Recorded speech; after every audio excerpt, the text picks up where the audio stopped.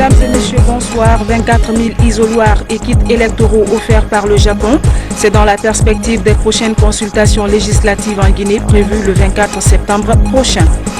La teinture est un métier de plus en plus pratiqué au Fouta. À Mali-Embere et à Labé par exemple, les femmes pour la plupart sont organisées en groupement et tirent l'essentiel de leurs besoins de cette activité. Insécurité, 3 présumés bandits ont été abattus à Matoto dans la nuit du mercredi à ce jeudi par des agents de la brigade anticriminalité BAC numéro 8. Les précisions, c'est dans cette édition. Bonsoir, toutes nos excuses pour ce retard. Après les chefs de cabinet des départements ministériels, c'est au tour des directeurs nationaux de l'administration centrale de donner leur point de vue sur la mission de la future École nationale d'administration. La démarche vise à s'inspirer du modèle canadien pour la mise en place d'une ENA en Guinée. On fait le point avec Sekou Souma. Au fond des directeurs nationaux de l'administration centrale impliqués dans le projet ENA de Guinée a échangé avec la mission de l'ENA du Québec. Les représentants des centres de formation ont présenté leur institution et son fonctionnement. L'objectif est de mutualiser les expériences nationales pour leur prise en compte dans la mise en place de la future ENA. Il y a déjà en Guinée des centres de formation qui sont en place. Donc l'ENA n'est pas créée ex nihilo, mais devra prendre la place qui est la sienne dans un contexte où il y a déjà des centres de formation. Donc l'ENA ne doit pas faire double emploi avec ces centres de formation, mais soit les intégrer dans son sein. C'est probablement le cas du CPA qui a été appelé dès le départ à devenir éventuellement une ENA, ou alors en complémentarité. Sur la problématique de mutualiser des différents centres dans le projet ENA, les participants précisent. Tous les centres d'enseignement à caractère administratif doivent fusionner pour renforcer l'ENA. C'est là pas dans le sens d'ailleurs de l'intervention hier de M. le haut-commissaire à la réforme qui a un souci de mutualiser ces différents centres de formation dans le cadre de la rationalisation des économies. La rencontre a permis au cadre de l'administration publique de s'exprimer sur la mission, le positionnement de l'ENA de Guinée dans le système de formation des agents de l'État, son statut et sa gouvernance. Le gouvernement japonais offre 24 000 isoloirs et autres matériels électoraux à la Guinée. C'est dans la perspective des prochaines consultations législatives prévues le 24 septembre prochain. La Commission électorale nationale indépendante CENI retrousse les manches pour gagner le pari. Cet appui au processus électoral a été reçu hier à Conakry. Les précisions avec Dr Oumourou Sano, il est trésorier à la CENI.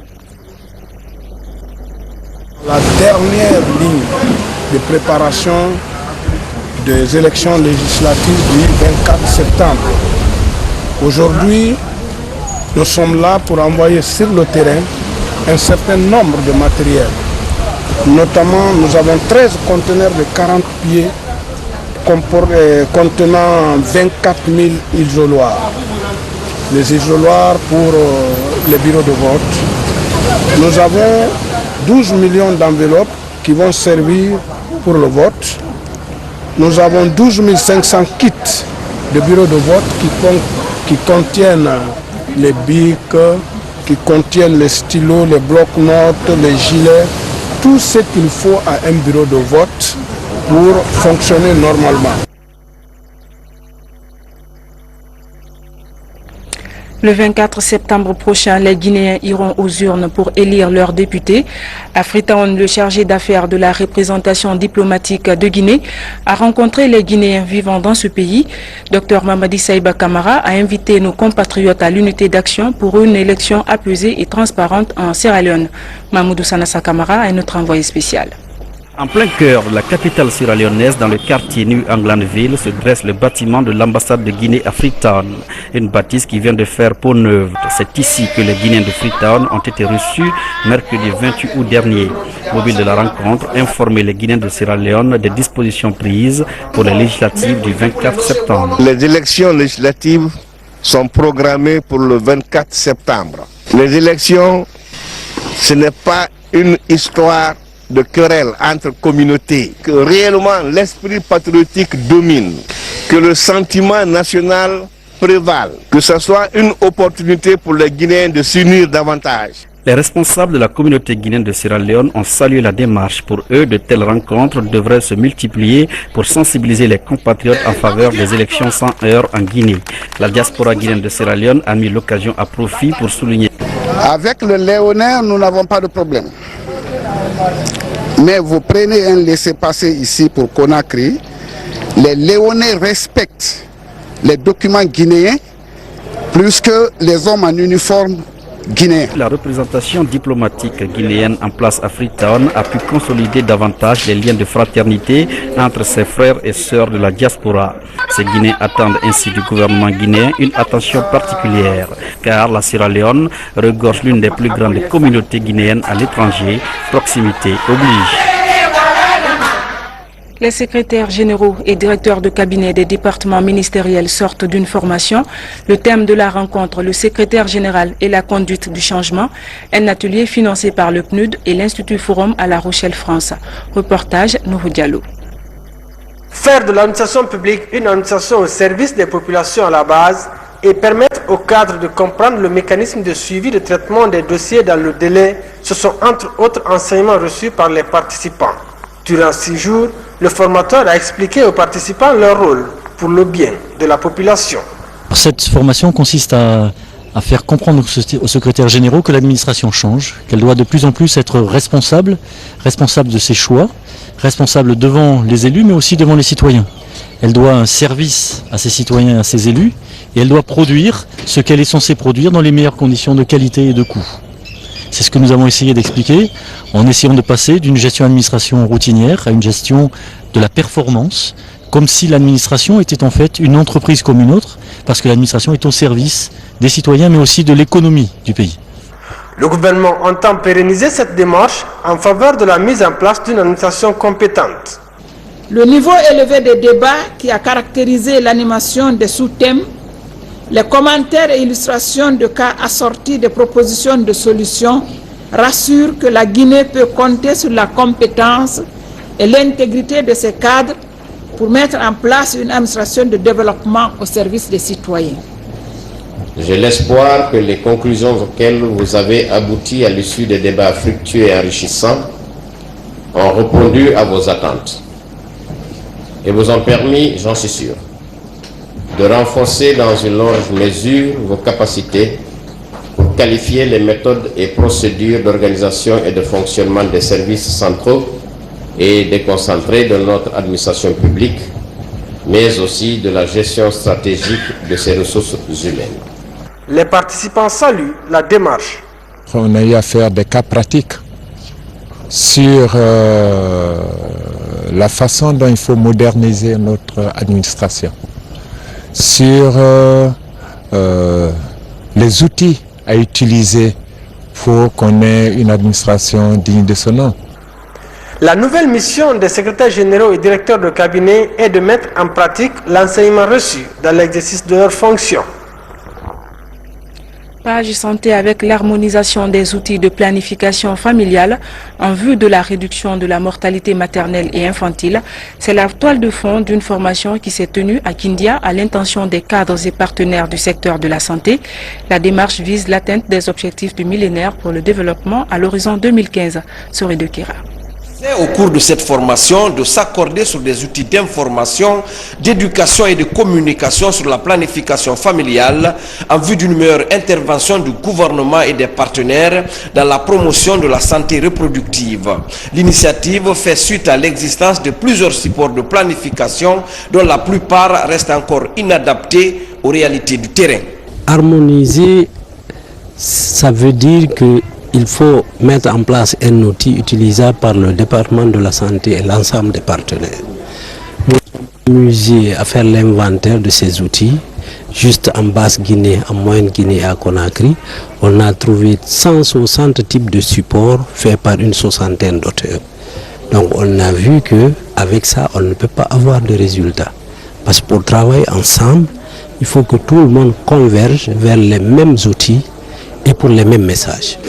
Nous sommes un pays fortement religieux, donc il faudrait que les gens soient convaincus que la planification familiale, ce n'est pas contre la religion. C'est plutôt pour que dans nos familles, nous puissions nous organiser avec les enfants qui naissent pour qu'ils soient des hommes corrects de demain.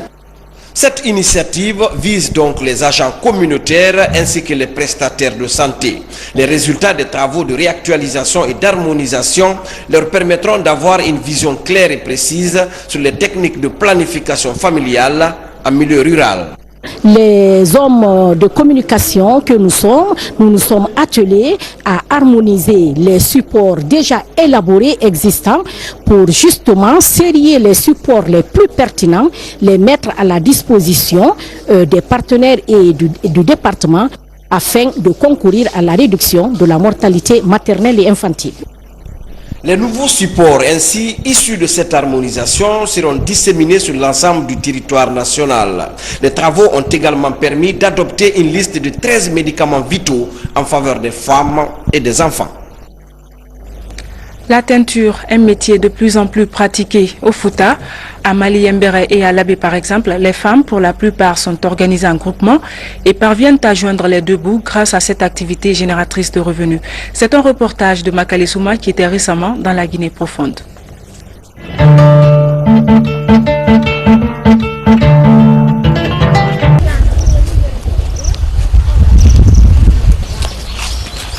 Dans le village de Tensira, à quelques 7 km de Mali Centre, Adama Sansouna Diallo s'active et explique comment elle et les autres femmes du village font la teinture.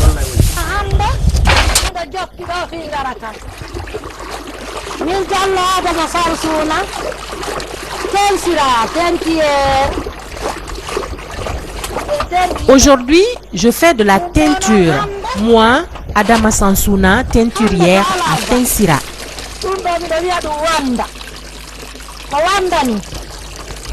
J'appelle cela Wanda et je le verse, tout comme ces produits dans le Gara.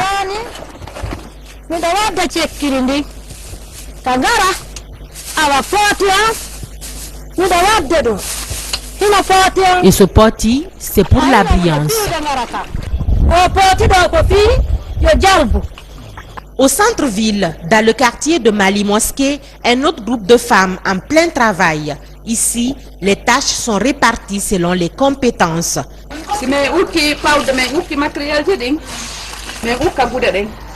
Quand on met le powder et les autres matériels, on met les pagnes et on les laisse au moins 30 minutes avant de les presser, comme ceci pour le vent.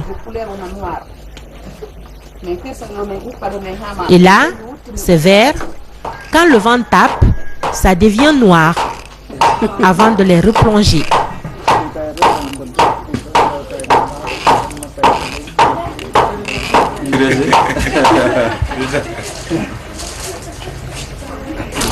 C'est ce pagne qu'on appelle fada.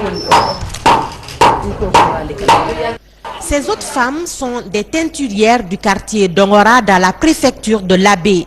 Elles pratiquent ce métier de génération en génération et chacune joue sa partition pour que le produit fini soit parfait. Des pagnes d'indigo naturel sont attachés en différents motifs, plongés dans plusieurs fûts de teinture appelés garada. Et selon les étapes, chaque fût contient de l'eau, des fibres de gara, des matières comme le powder ou encore le wanda pour la brillance des pagnes. C'est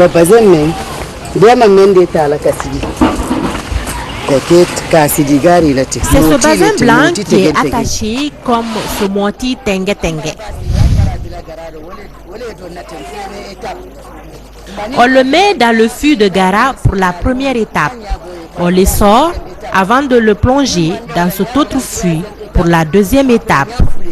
Et là, pour la troisième fois, après, on détache les pagnes. Nous les envoyons à la rivière pour les rincer et les mettre au soleil. C'est après tout ça qu'on les tape sur ce bois. Si tu vois que le gara a une cause. Avant, on n'utilisait pas le powder. On met le wanda que les blancs ont remplacé par le powder. Nous n'utilisons que le wanda et les fibres de gara. Pendant 3 jours. Fait comme cela, les pagnes ne se déteindront jamais. Pour le maintien de la qualité des pagnes teints, la Fédération préfectorale des artisans de la baie et ses partenaires se battent au quotidien. Des formations et des conseils sont donnés au groupement de teinturières et surtout de la sensibilisation au niveau des jeunes pour la valorisation des produits locaux. C'est notre rêve de valoriser les produits d'artisanat et aussi nous voulons lancer une révolution parmi les jeunes pour que les jeunes de la Guinée portent les tenues africaines de leur culture. Le lépi est une marque guinéenne particulièrement appréciée. Les indigos aux motifs colorés ou non se vendent très bien sur les marchés et nombreux sont ceux qui, pour faire la différence, les arborent cousus en robe ou en chemise lors des différentes rencontres à l'extérieur du pays.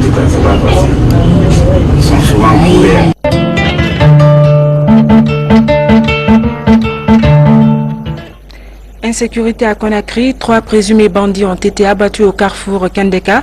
C'est dans la commune de Matoto la nuit du mercredi à ce jeudi par des agents de la brigade anticriminalité BAC numéro 8. Ces malfrats auraient attaqué une boutique à Tombolia avant de se retrouver à Matoto. Attention, les images sont difficiles à supporter. Morikaba.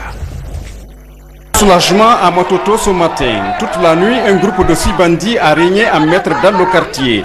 3 éléments de ce groupe ont été abattus par les BAC 7 et 8 après de longs échanges de tirs. Mes hommes sur le terrain, aux environs de 4h30, 5h, ils sont parvenus à abattre 3 des bandits parmi 6. Il y a 3 quand même qui se sont échappés, mais parmi les 3 aussi, il y a un qui est grièvement blessé. C'est pour vous dire que nos hommes, comme d'habitude, 24h sur 24, ils sont sur pied. Ces bandits avaient attaqué à main armée une boutique à Tombolia où ils ont emporté des marchandises. Ils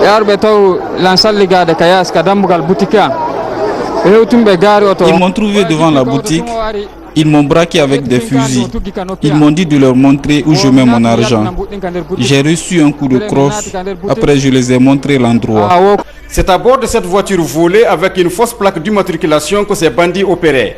Grâce au professionnalisme des brigades anticriminalité, la cavale des bandits depuis Tombolia a pris fin ici à Matoto. Et puis, notre rubrique Parole de candidats. Que vont faire les candidats s'ils sont élus députés? Notre reporter Kamara Boubacar donne la parole à 2 candidats. Ils ont 2 minutes 30 chacun pour convaincre.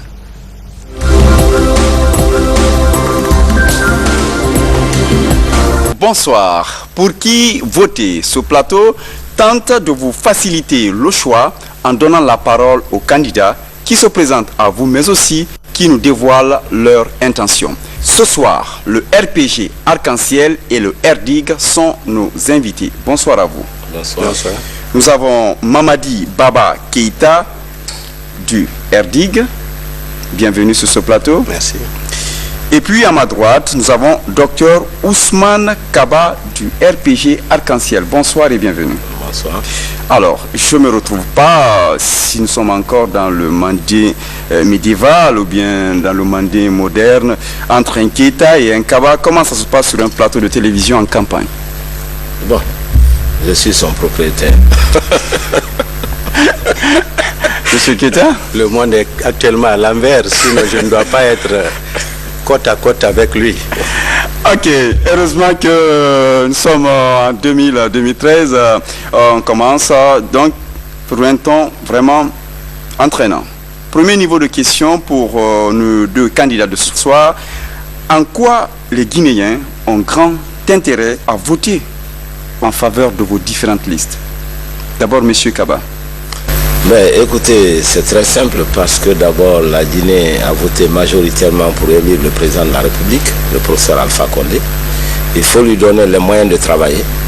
Donc il faut lui donner la majorité à l'Assemblée nationale pour que cette majorité appuie son programme de développement économique et son programme d'instauration de la paix. Je crois que c'est une simple question de cohérence et que le RPG Arc-en-Ciel est déjà majoritaire dans le pays. Il faut confirmer cette majorité pour faire avancer les différents programmes de développement économique. Monsieur Keïta? Bon, nous avons été des grands acteurs pour l'élection du professeur Alpha Condé à la magistrature suprême au sein de l'Alliance Arc-en-Ciel. dans l'exécution de son programme. Ce n'est pas une question de manque de volonté, mais c'est un manque de ressources humaines. Il souffre d'un manque de ressources humaines, d'une mauvaise gouvernance. Mais par rapport aux législatives, oui, c'est pour ça que nous voulons aller à l'Assemblée. Nous sollicitons le suffrage de nos militants pour être à l'Assemblée comme dans un bureau d'études pour participer au conseil et aux grandes orientations qu'il faut donner à l'exécutif pour le développement de ce pays. C'est ça le rôle du député. Deuxième niveau de question pour nos deux candidats. Qu'est-ce qui fait la différence de votre programme avec les autres programmes, c'est-à-dire les autres partis en compétition pour l'Assemblée?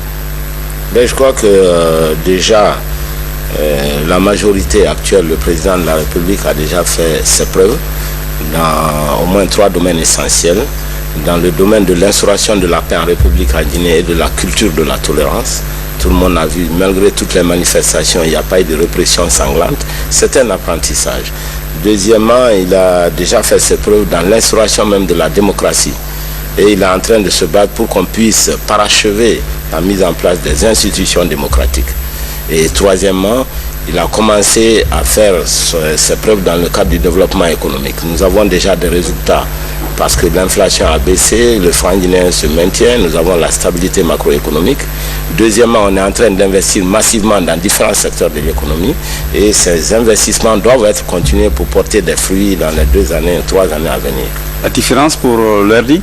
Bon, le RDIC d'abord n'est pas un parti créé pour venir simplement aux élections. Le RDIC est la version politique d'une ONG de développement qui a connu la Guinée dans ses profondeurs, qui connaît la vie des Guinéens au quotidien. Et si nous venons à l'Assemblée, nous souhaitons participer aux grandes commissions parlementaires pour une meilleure répartition des projets de développement pour que ça arrive à toutes les populations. Nous avons des grandes priorités telles que la moralisation et la qualification de la gouvernance qui souffre aujourd'hui. Nous voulons que notre région forestière soit désenclavée, donc nous serons dans des commissions pour essayer de travailler un peu dans ce sens. Ok, vous commencez déjà à parler de région. Est-ce que pour finir cette émission, on peut savoir les circonscriptions électorales dans lesquelles vraiment vous avez confiance que vous allez gagner et que vous tenez à remporter? Bon, nous sommes à Kisidou, Gekedou et Massanta, où nous n'avons pas présenté des touristes comme candidats. Nous avons présenté des fils du terroir, des Guinéens et non des Africains nés en Guinée. Et ceux-là, une fois à l'Assemblée, vont se battre pour le désenclavement de la forêt, pour déclarer Gekedou ville sinistrée, pour essayer de réhabiliter certains projets économiques en souffrance actuellement en forêt, et pour relancer les projets de barrages hydroélectriques qui sont en souffrance, surtout mettre les jeunes au travail. Kisidou, Massanta, Gekedou, oui, qui vous intéresse à l'union nominale. Au niveau du RPG Arc-en-Ciel? Non, c'est une philosophie tout à fait différente. C'est vrai que nous avons des points forts en Guinée, mais notre ambition, c'est que c'est un parti national, le RPG Arc-en-Ciel, qui doit se battre dans toutes les 4 régions naturelles de la Guinée. Parce que, comme on a dit, la Guinée, c'est une voiture à 4 roues. Toutes les régions sont prioritaires pour nous. Nous avons des bons candidats partout.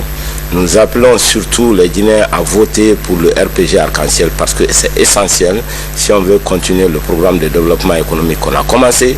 Aujourd'hui, nous sommes en train d'investir massivement dans l'électricité, nous sommes en train d'investir dans les mines, nous sommes en train d'investir dans l'agriculture, la modernisation des télécommunications. C'est un faisceau pour développer ce pays et toutes les régions de la Guinée. Beaucoup d'actions. Alors, merci vraiment pour nos 2 invités de ce soir, M.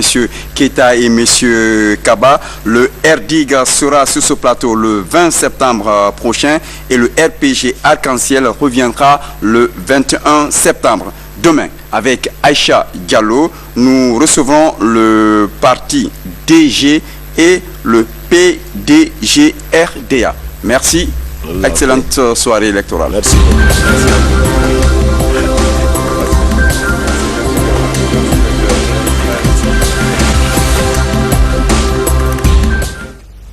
Et puis ce communiqué du CNT avant de refermer cette édition, le bureau exécutif du CNT a la profonde douleur d'informer son Excellence Monsieur le Président de la République, chef de l'État, Mesdames et Messieurs les membres du gouvernement, les institutions républicaines, les conseillers nationaux, les anciens membres de l'Assemblée nationale, les travailleurs de l'administration parlementaire, les parents, amis et connaissances du décès de l'honorable Almami Fodé Silla, ancien ministre, ancien secrétaire général de la présidence, ancien député, décès survenu le mardi 3 septembre 2013 à son domicile à Lansanaïa des suites d'une longue maladie. La levée du corps aura lieu le vendredi 6 septembre 2013 à 9h à la morgue de l'hôpital Ignace Dine pour le dernier hommage qui se déroulera au Palais du Peuple avant le départ pour Tondo où l'enterrement est prévu après la prière de 14h. Le bureau exécutif du CNT adresse ses sincères condoléances à la famille du défunt et à tout le peuple de Guinée. Que son âme repose en paix. Amen. Signé Agarabié Toussera Diallo. Voilà, mesdames et messieurs, c'est la fin de ce journal. Merci à vous de l'avoir suivi. Demain, vous serez avec Maferin Camara. Bonne soirée en compagnie de nos programmes.